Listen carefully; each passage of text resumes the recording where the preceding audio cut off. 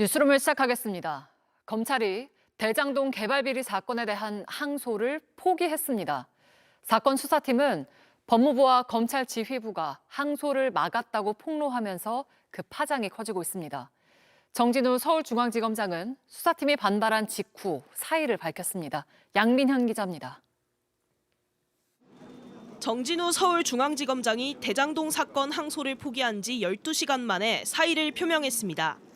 올 7월 취임한 지 불과 넉 달 만입니다. 항소 마감 시한인 전날 자정, 검찰은 대장동 사건 1심에서 중형을 선고받은 유동규, 김만배 등 일당에 대한 항소를 포기했습니다. 검찰 관계자는 밤 11시 57분 마감 3분 전까지 법원 당직실에서 검찰 지휘부의 항소 결정을 기다렸습니다. 지휘부 반대로 항소장을 제출하지 못한 수사팀은 새벽 3시 입장문을 냈습니다. 이들은 대검과 서울중앙지검 지휘부가 만기 시간에 임박해 항소 금지라는 전례 없는 지시를 내려 물리적으로 항소장을 제출하지 못하도록 막았다고 주장했습니다. 입장문 이후에도 수사 공소 검사들은 내부망에 매우 자세한 진행 과정을 올리며 반발했습니다. 1심 선고 사흘 뒤 만장일치로 항소 제기를 결정했고 중앙지검과 대검 지휘부의 항소 예정 보고 등 내부 결재 절차도 끝났다고 주장했습니다. 그런데 대검 반부패 부장이 갑자기 재검토 지시를 내렸고 이에 수사팀은 중앙지검장 전결로 결정해달라고 요청했지만 끝내 이루어지지 못했던 겁니다. 대검도 내부적으로 항소할 사안으로 판단했지만 법무부 장관이 반대했다는 이야기를 전해 들었다는 주장도 나왔습니다. 중앙지검장은 사의를 표했지만 법무부와 대검은 오후까지 공식 입장을 내지 않고 있습니다. 서울중앙지법은 지난달 31일 대장동 일당에게 중형을 선고했습니다. 일당 5명은 1심에 불복해 모두 항소한 상태입니다. 검찰이 항소를 안 하면 항소심 재판부는 1심보다 무거운 형을 내릴 수 없습니다. JTBC 양빈현입니다. 정치권도 들끓었습니다. 대장동 개발 비리 사건 재판은 당시 성남시장이었던 이재명 대통령의 이해 충돌 문제와 연결될 수 있기 때문입니다. 민주당은 무분별한 항소 관행에 제동을 건 거라고 주장했고 국민의힘은 이재명 방탄을 위해서 검찰에 가해진 외압을 수사하자고 했습니다. 윤세민아 기자입니다. 국민의힘은 항소 포기를 이재명 정권의 권력형 수사외압 의혹으로 규정했습니다. 당 지도부는 대장동 사건의 공범인 이재명이 대통령이 되지 않았다면 항소 포기는 절대 일어나지 않았을 일이라며 외압의 윗선이 정성호 법무부 장관인지 아니면 용산인지 수사를 통해 밝혀야 한다고 했습니다. 특히 현재 심리가 중단된 이 대통령의 배임 혐의 등 재판에 영향을 미치기 위해 항소 포기라는 수단을 이용해 재판 중단을 시도한 것이라고 했습니다. 1심 재판부가 유동규 씨에게 중형을 주면서도 중간 관리자에 불과하다고 지적한 것을 강조하며 날을 세운 겁니다. 그래서 이 재판이 그대로 가면 사실은 그 대장동 문제가 이재명 대통령의 최종 책임자라는 부분이 결국은 드러날 겁니다. 그러니까 아마 재판을 중단을 시키려고 좀 이렇게 하는 것 같은데. 한동훈 전 국민의힘 대표도 불법 지시를 한 대통령실과 법무부, 검찰 관련자들 모두 감옥에 가야 한다고 했습니다. 민주당은 당 지도부가 공식 입장을 자제하고 있습니다. 정청래 대표는 오늘 국회에서 열린 한 체육대회에서 항소 포기에 대한 의견을 묻는 기자들의 질문에 즉답하지 않았습니다.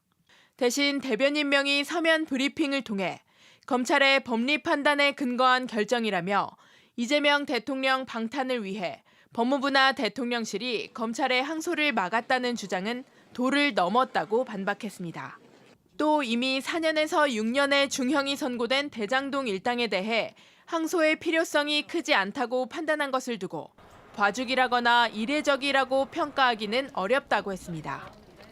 검찰이 무분별한 항소를 자제한 것에 대해 정치적 공세의 수단으로 삼지 말길 바란다고도 했습니다. JTBC 윤세민입니다. 네, 이 사안을 취재하고 있는 조혜연 기자와 함께 조금 더 짚어보겠습니다. 자, 조혜연 기자, 법무부와 대검의 입장은 아직 안 나왔습니까? 네, 아직까지 공식 입장은 없습니다. 검사장이 사의를 표한 중앙지검에서도 입장은 나오지 않고 있습니다.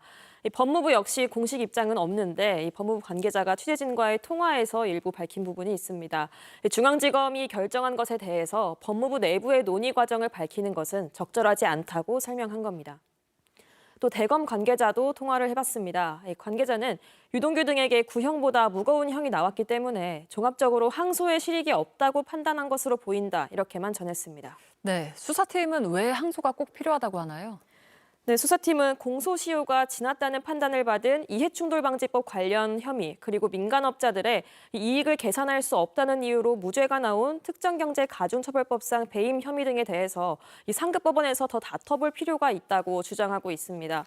또 1심 재판부가 유동규 씨는 중간관리자에 불과하다고 한 판단도 있는데 이런 부분 역시 항소심에서 좀 더 다뤄야 한다는 주장도 있습니다. 유동규 씨 등에 대해서 일부 구형보다 무거운 형이 나오기는 했지만 이런 양형 요인들이 항소의 본질은 아니라는 주장입니다. 네, 수사팀은 대검이 내부적으로 항소로 결정을 했었다는 거죠. 그렇습니다. 수사팀은 이 대검 내부적으로도 항소 사안으로 판단을 하고 법무부에 보고를 했는데 이 다음에 장관과 차관이 반대했다는 이야기를 전해 들었다고 주장하고 있습니다. 이 검찰 지휘부가 항소 필요성에 공감했다가 법무부의 지시에 이 판단을 번복한 게 아니냐는 의혹을 제기한 겁니다. 이 법무부 관계자는 앞서 보셨듯이 개별적인 사안에 의견을 내는 건 적절치 않다면서 선을 긋고 있습니다. 네, 하지만 대장동 한 공판 검사는 이 검찰 내부망에 중앙지검과 대검 수뇌부는 모든 경위를 국민과 검찰 구성원에 명확히 설명할 필요가 있다고 글을 올리기도 했습니다. 네, 그러니까 검찰청 해체가 결정된 상황에서 또 이런 반발을 받게 된 건데 노만석 검찰총장 대행의 리더십에도 상처가 난 거네요. 그렇습니다. 이 노만석 검찰총장 대행의 리더십이 크게 흔들릴 것으로 보입니다. 이 노 총장 대행은 지난 9월에 검찰청 폐지를 골자로 한 정부조직법 개정 과정에서도 애매한 태도를 보이다가 뒤늦게 반발 입장을 내면서 내부적으로 큰 비판을 받았습니다. 이번 항소 포기 과정 역시 제대로 조율하지 못하면서 수사팀의 거센 반발로까지 이어졌습니다. 검찰청 폐지 결정 이후에 검찰 내부 파열음 계속 커져왔는데 이번 사건으로 검찰 구성원의 집단 반발로도 이어질 수 있을 거란 관측도 나옵니다. 또 이 사건은 다른 면에서도 파장이 이어질 수 있습니다. 원래 법무부 장관은 구체적인 사건에 대해서는 직접 수사를 지휘할 수 없는 만큼 정말로 이 장관과 차관이 수사 지휘를 했는지를 놓고도 앞으로 논란이 계속될 수 있습니다. 네, 잘 들었습니다. 조혜원 기자와 함께했습니다. 오세훈 서울시장과 명태균 씨가 오늘 특검에 동시에 출석했습니다. 특검은 사실관계를 파악하기 위해서 대질신문을 진행했습니다. 김건희 특검 연결해보죠. 자, 박현주 기자, 조사는 다 끝났습니까? 네, 오전 10시부터 오세훈 서울시장과 명태균 씨의 대질 조사가 진행이 됐는데 현재는 종료가 됐고 조서 열람을 앞두고 있습니다. 8시간가량 이어진 조사에서는 두 사람 간 고성도 오고 간 것으로 전해집니다.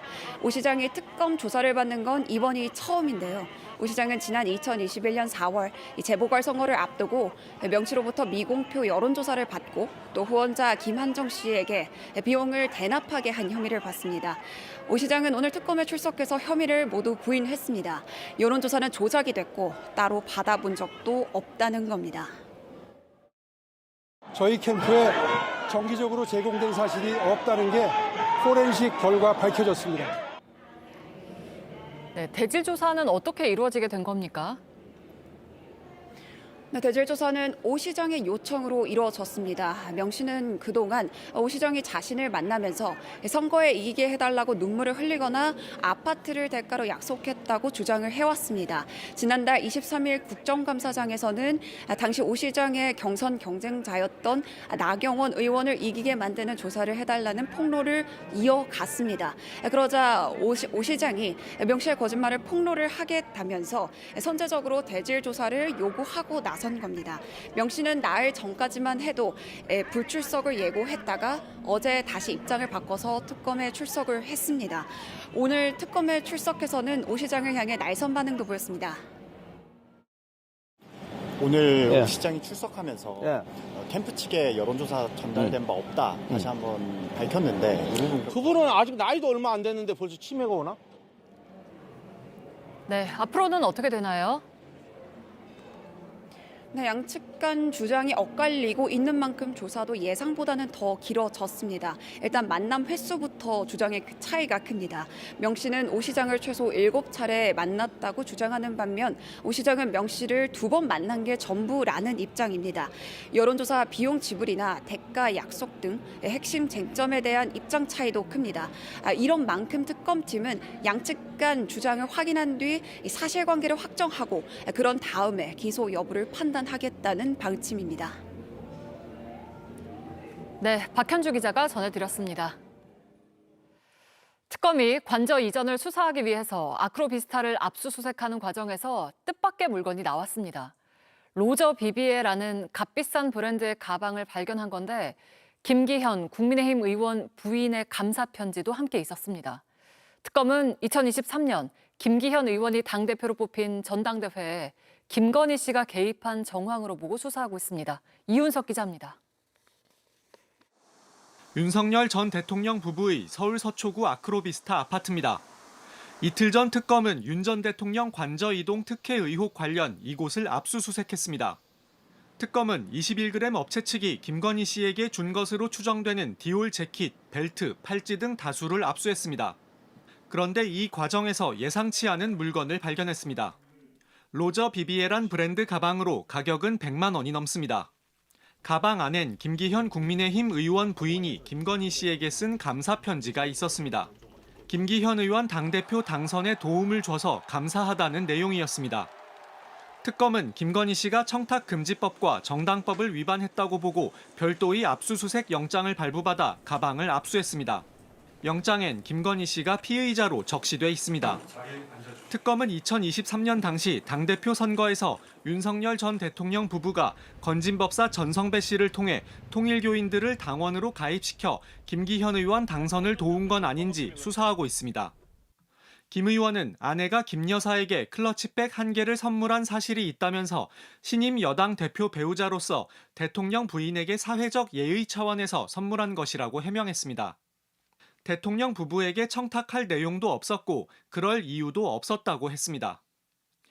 취재진은 구체적 해명을 듣기 위해 김 의원에게 여러 차례 전화 통화를 시도했지만 연결되지 않았습니다. JTBC 이윤석입니다. 윤석열 전 대통령이 해병특검의 소환조사 요구에 또 응하지 않았습니다. 재판 일정을 이유로 된 걸로 알려졌는데 특검은 주말에 무슨 재판이 있냐고 반발하고 있습니다. 특검은 사흘 뒤에 출석하라고 3차 통보를 했고 이때도 나오지 않으면 체포영장을 청구할 가능성이 큽니다. 김필중 기자입니다. 윤석열 전 대통령이 해병특검의 2차 소환 통보에 불응했습니다. 윤 전 대통령 측 변호인단은 오늘 특검에 불출석 사유서를 제출하였다고 밝혔습니다.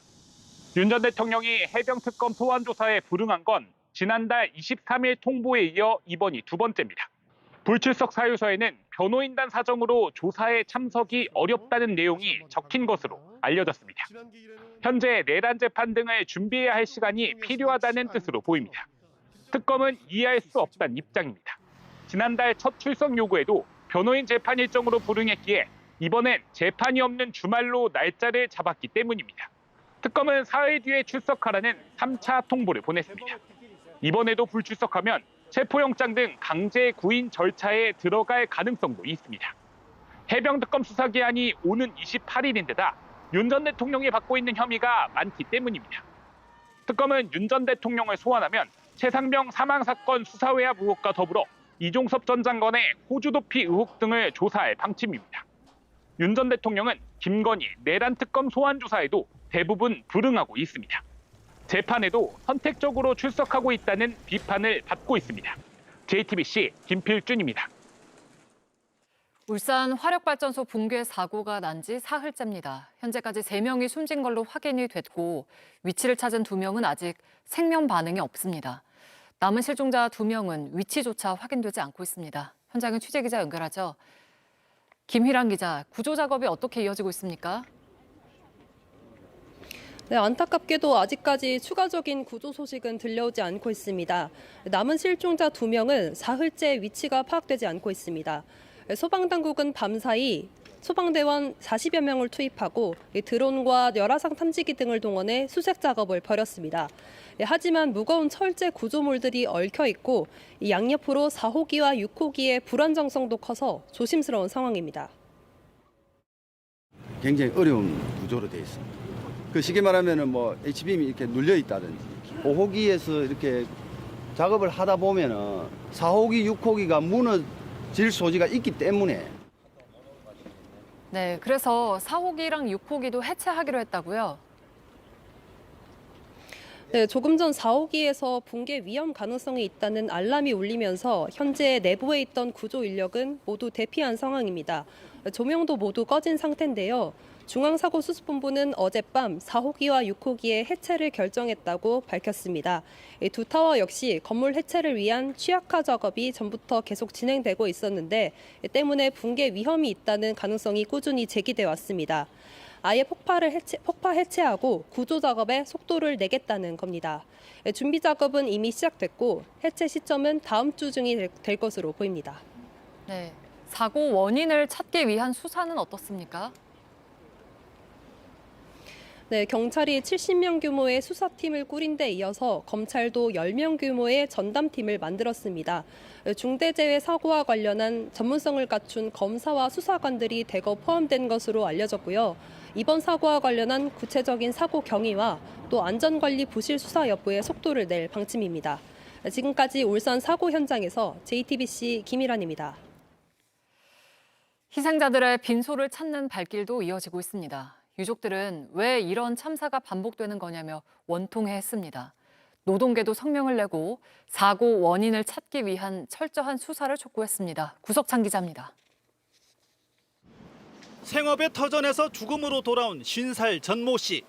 넥타이를 맨 채 옅은 미소를 짓고 있는 표정은 빈소를 더 구슬프게 합니다.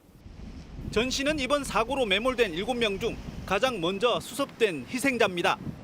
살림이 쪼들려도 큰 소리 한 번 내지 않았고 꿋꿋하게 가정을 책임진 성실한 가장이었습니다.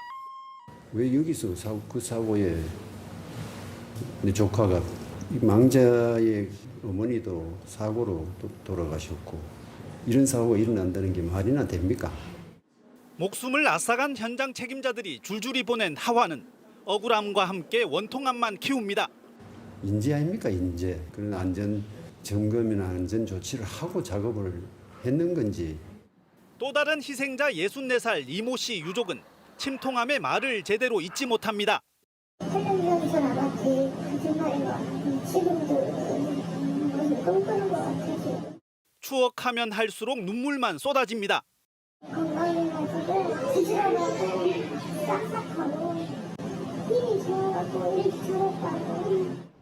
잊을만 하면 터지는 후진국형 참사에 노동계도 잇따라 성명을 냈습니다. 민주노총은 다단계 하청 구조와 위험의 외주화로 하청 노동자들이 산업재해 위험에 집중적으로 노출되어 온 현실을 개선해야 한다고 했습니다. 한국노총은 철저한 진상조사와 함께 중대재해처벌법이 현장에서 제대로 작동하고 있는지 정부 당국이 면밀히 살펴줄 것을 촉구했습니다. 자꾸 공공기관 발주해서 중대재해가 계속 빈발하는 게 좀 심각하다고 보고 있는 거고요. 노동계와 시민단체는 구조가 마무리되는 대로 희생자들을 기리는 추모 공간을 마련하기로 했습니다. JTBC 구석찬입니다. 북한이 최근 서울에서 안보협의회의를 연 한국과 미국을 강하게 비난했습니다. 노광철 북한 국방상은 논평에서 최근 미 항공모함의 한반도 전개 등을 거론하며 북한과 끝까지 대결하려는 적대적 본성을 숨김없이 드러냈다면서 적수들의 위협에 더욱 공세적인 행동을 보여줄 거라고 했습니다. 이에 우리 국방부는 남북 간 긴장을 높이는 행위를 멈추라고 촉구했습니다. 네, 이번엔 원자력 추진 잠수함 도입과 관련해서 해군 잠수함장과 핵추진 잠수함 사업단장을 지낸 잠수함 전문가 문근식 한양대 공공정책대학원 특임교수 모시고 이야기 나눠보겠습니다. 어서 오세요. 네, 안녕하세요. 네, 이재명 대통령은 한미 정상회담에서 디젤 잠수함으로는 북한 등의 잠수함을 추적하는 데 제약이 있다라고 했는데요. 원자력 추진 잠수함이 도입될 경우에는 역량이 어느 정도로 좀 획기적으로 개선이 되나요? 획기적으로 개선된다는 말은 정확합니다. 지금 북한이 핵무기를 만들어서 물속에 집어넣고 최근에 그 핵 추진 잠수함을 만드는 시찰을 했어요. 네. 거기에는 이제 핵무기를 소형화해서 집어넣겠다는 의지를 보여주는 건데 그렇게 하면은 지금 핵무기를 실은 잠수함이 일단 출항해서 바다로 나가면은 미국과 러시아는 이 시간에도 서로 추적 감시해요. 네. 근데 디젤 잠수함은 속력도 느리고 또 수중에서는 배터리로 항해하기 때문에 추적 감시를 할 수가 없어요. 속력이 뭐 상대 잠수함보다 1.5 내지 2배가 항상 낼 수 있어야 되거든요. 네. 그거는 핵 추진 잠수함 또는 같은 말인데 원자력 추진 잠수함만 가능하다. 그래서 북한의 위협을 억제하는데 최적의 무기체계다 이렇게 보면 됩니다. 네, 그 원자력 잠수함 건조가 이제 현실화되면 세계 7번째 보유국이 될 텐데요. 뭐 어디에서 건조를 할지 뭐 이런 변수에 따라 다를 수는 있겠지만 건조에는 시간이 얼마나 걸릴 거로 보시나요? 맨 처음 아무 그 상태 없이 잠수함 공장이 준비된 상태에서 시작을 해도 한 처음 만드는 나라는 10년에서 15년 걸려요. 그런데 우리는 이미 트럼프 일기 때부터 서로 협력을 좀 해왔어요. 그리고 네. 이미 시작이 한 30% 진도가 나갔기 때문에 우리는 빠르면 한 7년, 내서 한 10년 정도로 이렇게 내다보고 있는데 이거 여기에는 이제 우리 국책사업단을 구성해가지고 전 국가기술력 총결집할 경우, 네. 그다음에 예산이 제때제때 반영될 경우 그렇게 하면 빠르면 7년, 내서 한 10년 정도 소요될 거로 예상합니다. 네, 앞서서 이제 미국의 트럼프 대통령이 거론한 미국 필라델피아 필리조선소 건조에 대해서 우리 정부는 한미 정상 간 대화에서 한국에서 짓는 걸로 논의한 사안이다. 그러면서 국내에서 건조할 거라고 거듭 밝혔는데요. 이 두 가지 방안에는 좀 어떤 차이가 있나요? 일단 미국의 핵추진 잠수함, 원자력 잠수함 우리하고는 틀려요. 그 사이즈나 성능이나 틀려요. 미국 같은 경우는 우라늄 농축도가 95% 이상이 되기 때문에 이거는 핵무기를 만들 수준이거든요. 네. 우리는 20% 미만으로 해가지고 핵무기급은 아니다. 그래서 우리는 그 사양이 다 틀립니다. 그리고 일단 미국의 필리존스는 잠수함을 건조할 수 있는 역량이 전혀 없어요. 공장도 없고 그다음에 이제 거기 잠수함 원자력 잠수함 지려면 핵 물질을 처리할 수 있는 각종 시설이 또 들어가야 돼요. 그래서 공장 짓는데 한 3 내지 5년, 인허가 받는데 3 내지 5년에가 굉장히 오래 걸리고 그다음에 지금도 미국보다 우리가 함정을 반절 가격으로 만들어요. 이지스 같은 거, 네. 이지스 구축함 같은 거. 그리고 또 기간도 우리가 훨씬 단축하는데 가격이 일단 우리보다 한 서너 배 비쌀 가능성이 있고 기간도 뭐 2배에서 3배 정도 이렇게 오래 걸립니다. 그래서 한국에서 짓는 것이 적합하다. 저는 그렇게 보고 정부도 그렇게 추진하는 걸 알고 있어요. 그다음에 우리는 이미 30% 정도 진도가 나갔기 때문에 네. 이걸 미국으로 사실 옮긴다는 것은 상당히 어려운 절차죠. 근데 트럼프 대통령이 그런 얘기를 한 건 뭐 원잠 도입을 희망하는 일본이나 다른 나라의 입장도 고려해서 그런 얘기를 하는 그런 거예요? 것보다는 저는 어메리카 퍼스트를 항상 유치잖아요. 그래서 내 이 정상회담을 통해서 일자리를 창출했다. 이걸 먼저 선전하고 싶고 그다음에 우리 대통령이 우리 안보뿐만 아니라 이 미국의 안보도 필요하다. 거기를 공감대를 형성했어요. 특히 이제 미국 국민들이 왜 좀 방위비 좀 줄여라. 왜 우리가 세계 경찰도를 해야 되냐. 이런 여론이 굉장히 많단 말이에요. 그럼 우리가 최선 전선에서 지켜주면 미국 돈도 줄이고 위협도 우리가 최선을 제거할 수 있다. 여기에 딱 공감했고 그다음에 이제 그 일자리도 창출한다. 이런 목적이 부합했기 때문에 그런 것이지 뭐 주변국을 그렇게 의식하고 그런 건 없다고 봅니다. 네, 그럼 미국에서 그 방안을 계속 유지하면 우리는 차선책으로라도 받아들여야 한다고 보시나요?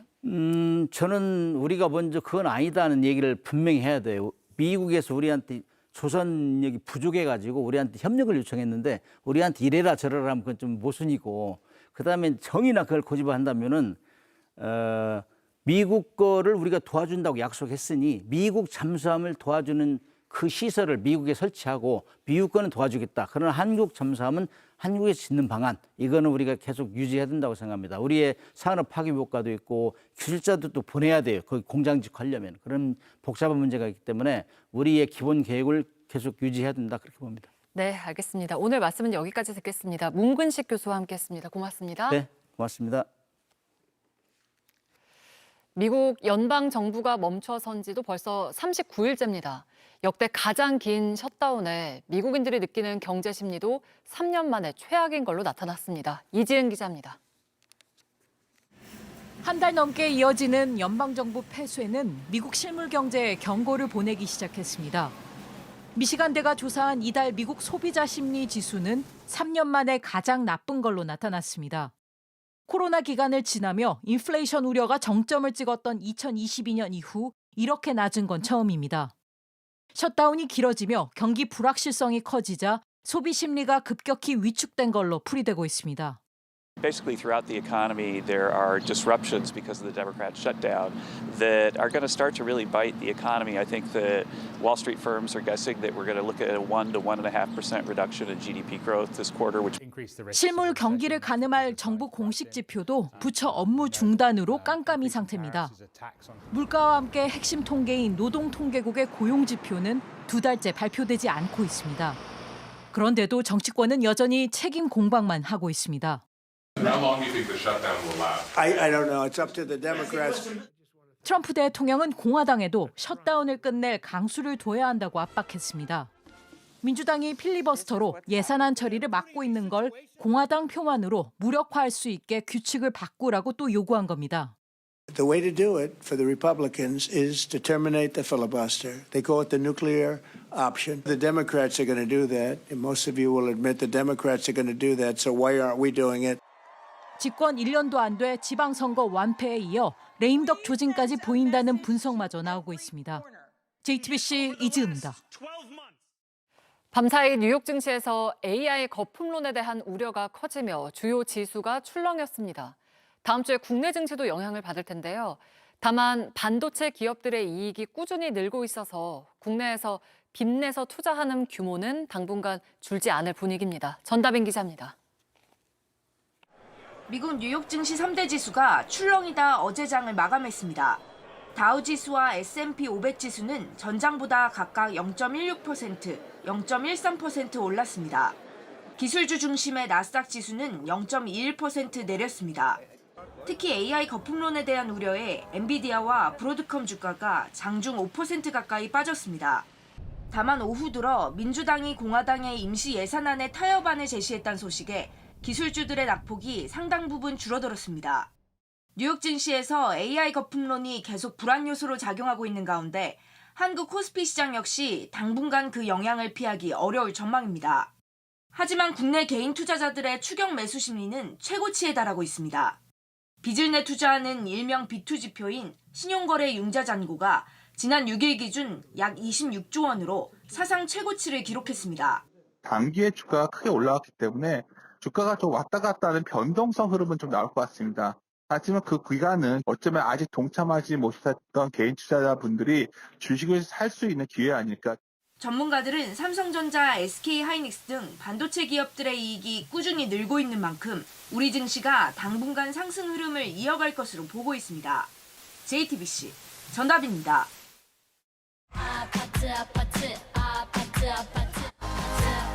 네, 올해 상반기는 로제의 아파트가, 또 여름부터는 K-팝 데몬 헌터스의 골든이 전 세계 팬들의 귀를 사로잡았는데요. 이 두 노래가 미국 대중음악계 최고 권위인 그래미 어워즈 본상 후보에 올랐습니다. K-팝 장르가 본상 후보에 오른 건 처음입니다. 로스앤젤레스에서 홍지은 특파원입니다. 올해 가장 영향력 있는 대중음악을 뽑는 그래미 어워즈. For Record of the Year, the nominees are Apate, Rosé. For Song of the Year, the nominees are Golden from K-pop Demon Hunters. 블랙핑크 로제의 히트곡 아파트는 올해의 노래와 올해의 레코드 등 3개 부문에, 넷플릭스 애니메이션 K-팝 데몬 헌터스의 OST 골드는 올해의 노래 등 5개 부문 후보에 지명됐습니다. 그래미 최고 영예인 본상 제너럴 필즈 후보에 K-팝이 오른 건 사상 처음입니다.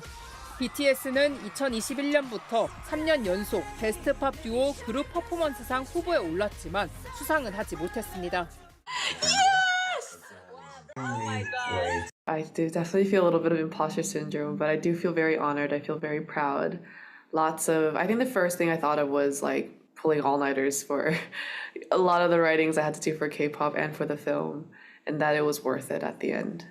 하이브의 한미 합작 걸그룹 캐츠아이는 본상인 신인상 베스트 듀 아티스트에, 뮤지컬 어쩌면 해피엔딩은 베스트 뮤지컬 시어터 앨범 후보에 올랐습니다.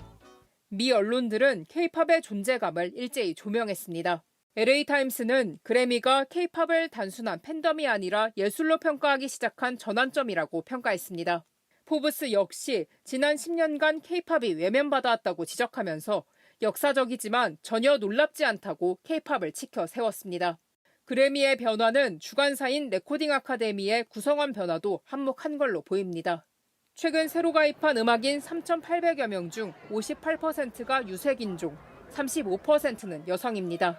레코딩 아카데미는 다음 달 12일부터 내년 1월 5일까지 최종 투표를 진행합니다. 제68회 그래미 어워즈는 내년 2월 1일 LA 크립토닷컴 아레나에서 열립니다. 로스앤젤레스에서 JTBC 홍지은입니다. 캐대헌 열풍으로 떡볶이나 김밥 같은 우리 분식 먹거리에 대한 관심도 커졌습니다.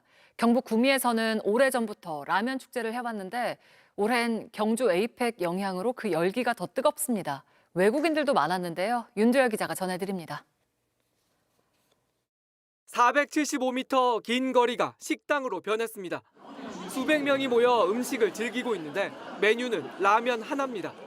갈비도 있고 뭐 해산물도 있고 토마토 베이스로 하는 것도 있고 해가지고 지금 조금씩 또 반반씩도 있길래 맛보려고 지금 기다리고 있어요.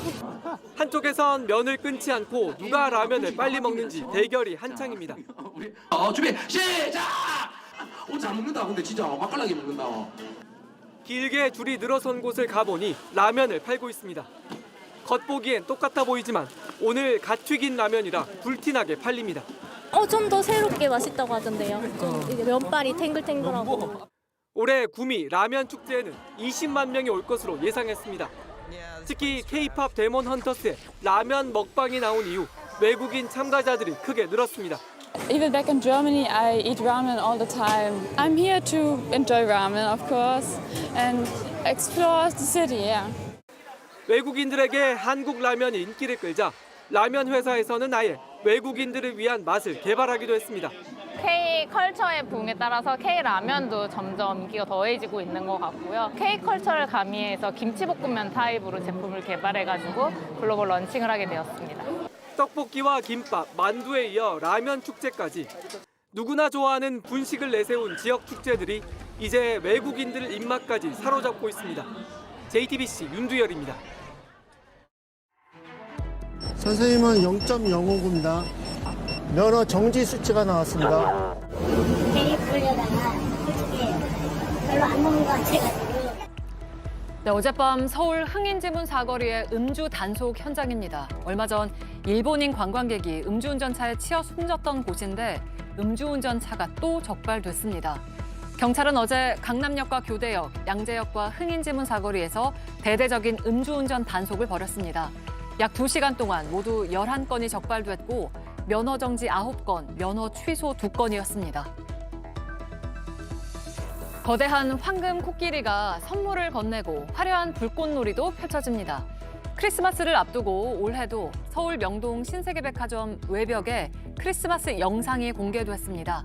신세계는 농구장 3개를 넘는 크기로 재탄생시켰고 체코 필하모닉 오케스트라가 연주한 곡도 넣었다고 밝혔습니다. 3분가량 선보이는 이 영상은 매일 오후 5시부터 자정까지 볼 수 있습니다. 오늘 밤부터 충청 이남을 시작으로 내일 아침까지 전국 곳곳에 비가 올 거란 예보입니다.